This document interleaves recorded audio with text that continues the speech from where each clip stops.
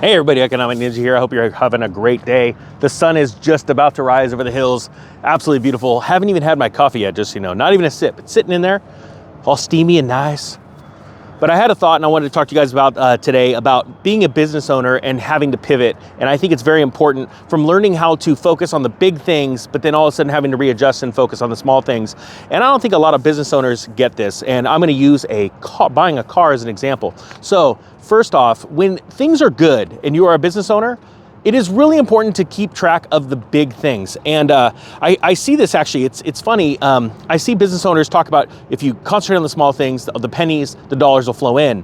The problem with that is when the dollars are flowing in and things are great, you can only handle so much. And as a CEO or an owner of a sole proprietorship, you need to focus during the really good times on the big things. Sometimes there's slippage, actually there's always slippage in a business, but when things are taking off, you have got to run. And to run, you have to focus on the big things. Now, it's great to be able to put systems in place where you have people that are focusing on the small things, and those are very important. But for the head of the company, checking the big stuff, the big vision, running with the big vision as the money is flowing in is very important. Now, we are in a very interesting time. Obviously, you are not here by mistake. You are here at the Economic Ninja channel because you are looking to see what is coming ahead, because we take all kinds of different aspects of economics, we put them together and paint a picture for the future using the past as the sign, right? Because nothing is different under the sun.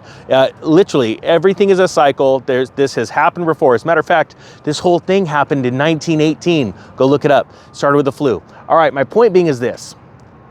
Hey, let's just plug this, shameless plug. If you guys have been watching these videos and you like them, and if you haven't hit the subscribe button, if you wouldn't mind, that would be awesome. It helps me out a lot. Gets me up in the morning, gets me super pumped because I have goals and I want to hit those goals and I want to see you guys hit those goals.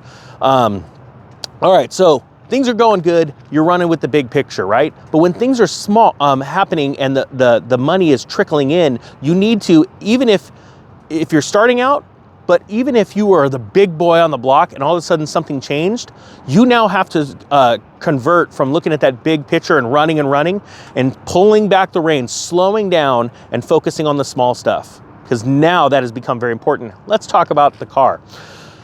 I like cars, love driving cars. I have all kinds of dreams. I've got a 4-car lineup dream and I just had to add one to it. And one is a Lamborghini, one is a Ferrari F355, because you guys know the story about my grandmother. If you haven't seen it, I did a video about it a long time ago. A Camaro, 69 Camaro SS and a Shelby Cobra, but I'm gonna get the rebuild of the Shelby Cobra, the newer hand-built ones. I just like the tech behind them. And now I gotta add the new Z06 to it because I gotta be a baller on a budget. So with that being said, I like going into car lots. I love looking at cars. The other day, I'm at a Kia dealership because I was thinking, hey, let's trade out the Optima. Let's get a Stinger, right? Now I get it. You guys are going, whoa, Ninja. But you said the car market is gonna collapse. Well, with owning multiple businesses, there's reasons for moving vehicles around in businesses and all that kind of good jazz. And I get it. The Kia Stinger's under 6,000 pounds. If you guys don't know what I'm talking about, we'll do a video about that later. My point being is this. I go in, I'm looking at the Kia Stinger. And I go, you know, what do you got? I don't need anything brand new. I was looking at something used because I like getting onto the freeway at 5.6 or 5.7 seconds in the family sedan. You know, 0 to 60, it's good times. It looks sporty. I like it. Who cares if you don't like a Kia? I do. Point being is this. I go and talk to the business owner, or sorry, not the business owner, one of the salesmen. He says, you know, we've got one that just came in. And I go, oh. You know, we haven't even cleaned it yet. And I'm like, well, let's go see it. And we go look at it. It's a GT2, a couple years old. And I said, how much are you gonna sell for? He goes, well, you know, we don't know. And I started asking a lot of questions. And finally the guy knows, I know everything about this car. And he goes, well, actually, this was mine. I traded it in. And I go, wow, did you like it? And obviously the answer was yes, because he went and got a newer one. And it was a lease return. And I said, do you have any idea how much you're gonna sell it for? And he goes, you know, we just don't. And so we went in and we talked to the sales manager. And he goes, yeah, I haven't priced out yet. And he really didn't have the time for me, actually. He was talking to another employee. And I could tell they were talking about nothing. And I looked around, didn't see one other customer in the place. As a matter of fact, he wasn't even talking to another salesman because they only have one. Why do they have only one? Because they're that dead. Looking out in the parking lot, they've only got about 15, 20 brand new cars, which actually is really good for a dealer in our area. And so I'm standing there about 5 feet away, and I could tell within 3 minutes, his conversation about the water cooler is a lot more important than selling me a car. So I just walked right past him. And it was interesting because, you know, in this day and time, company owners aren't paying attention to what's going on with their company. You know, I'm sure if the owner of that dealership saw what was going on, there was a guy asking a question about just a turned-in car and being ignored, he'd have some words with him, right?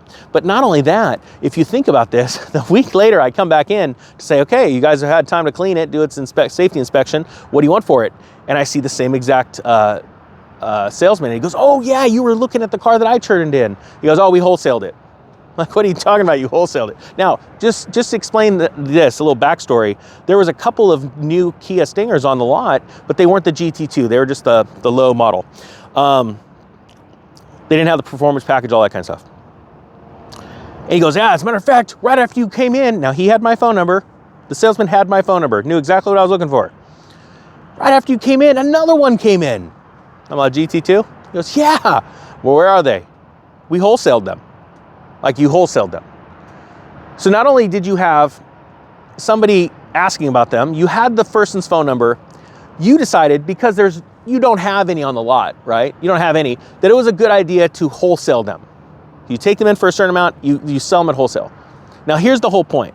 When things scale back, I get it that they were a really super cool dealership and they gave out free macchiatos, not real ones though, fake ones, when things were good, because the cars were coming in, people were coming in and out and selling. And now you have nothing.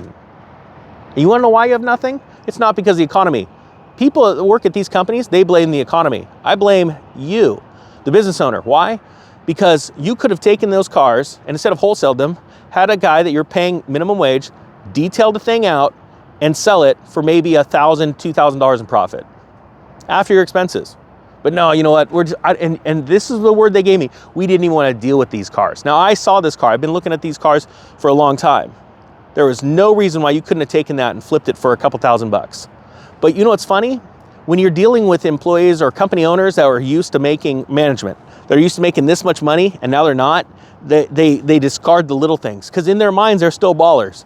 And as business owners, we need to continually be ready to change with the tides. You can go from baller status to baller on a budget, okay? You can still look the part, but you need to know that you need to count those pennies because if you don't, you're gonna be closing your doors. So guys, I hope you got something out of that. If you did, please like and subscribe to the video. I appreciate it. You guys are awesome. The Economic Ninja is out.